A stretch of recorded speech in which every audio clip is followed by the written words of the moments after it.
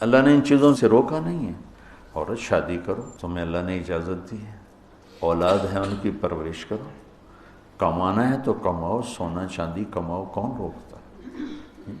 اور سواریاں اچھی رکھنی ہے تو رکھو. میرے نبی نے گدھے پر بھی سواری کی، خچر پر بھی کی، اونٹ پر بھی کی، اور اعلی نسل کے گھوڑوں پر بھی کی. تو آپ نے امت کے تمام طبقات کے لیے راستہ دکھا دیا. اسلام میں صرف غربت کا نمونہ نہیں، اسلام چپڑاسی سے لے کر بادشاہ تک کا نمونہ پیش کرتا ہے، اور زندگی کے ہر پہلو پر میرے نبی کا نور پڑ رہا ہے اور ان کی روشنی پڑ رہی ہے کہ بادشاہوں کو بھی اگر زندگی گزارنی ہے تو نبی کے طریقے کو دیکھیں گے. ایک دفعہ سعد بن عبادہ آپ کے لیے ایک جوڑا لائے کپڑوں کا، کہا جی آپ کو پہنانا ہے. آپ نے پوچھا کتنے کا ہے؟ فرمایا 27 اونٹ دے کے یہ جوڑا خریدا ہے. 27. آج بھی ماٹھے سے ماٹھا اونٹ 2 لاکھ کا ہے، تو تم اسی ردی اونٹ پہ رہو 2 لاکھ، تو 54 لاکھ کا جوڑا میرے نبی نے پہنا. انکار نہیں کیا، تو اتنا مہنگا لے گا، لے جا، میں نہیں پہنتا. تو انکار کرتے ہیں نا، انکار نہیں کیا، پہنا، اتار دیا.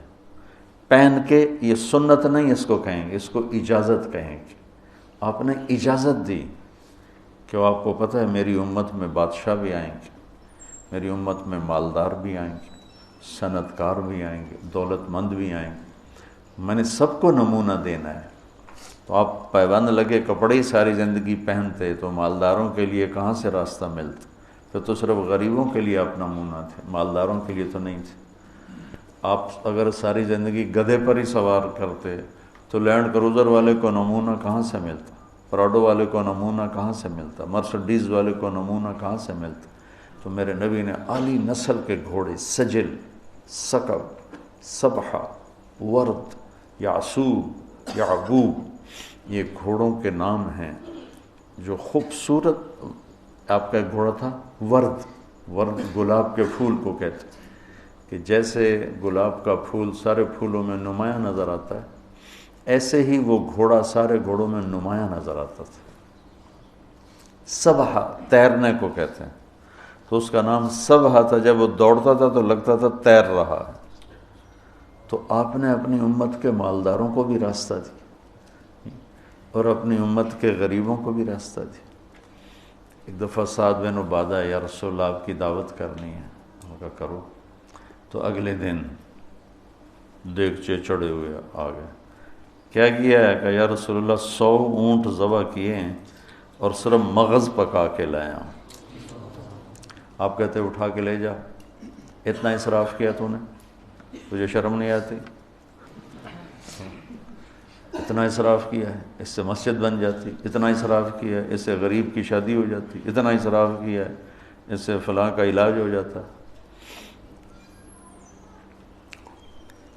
تو آپ کہتے لے جا، میں نہیں کھاتا. تو کوئی نہیں کھائے گا، تو نے اتنا اسراف. یا رسول اللہ 100 اونٹ ذبح کر کے صرف مغز نکال کے پکایا ہے، آپ کو کھلانا تھا. میرے نبی کو تو 1 اونٹ کا مغز ہی کافی تھا، تو 100 کیوں ہیں؟ اور آپ کہہ رہے ہیں ٹھیک ہے. لیکن مالداروں کو اجازت دے دی بڑی دعوت کرنے کی، بڑا ولیمہ کرنے کی، بڑی ضیافت کرنے کی. اور 100 اونٹ آپ نے جو جل لے جاؤ، غریبوں سے کہا لے جاؤ. 100 اونٹ تقسیم کر دیے اور صرف اس کا مغز نکال کے آ کے اللہ کے نبی کو کھلایا. تو میرے نبی پاک صلی اللہ علیہ وسلم پہ قربان جاؤں.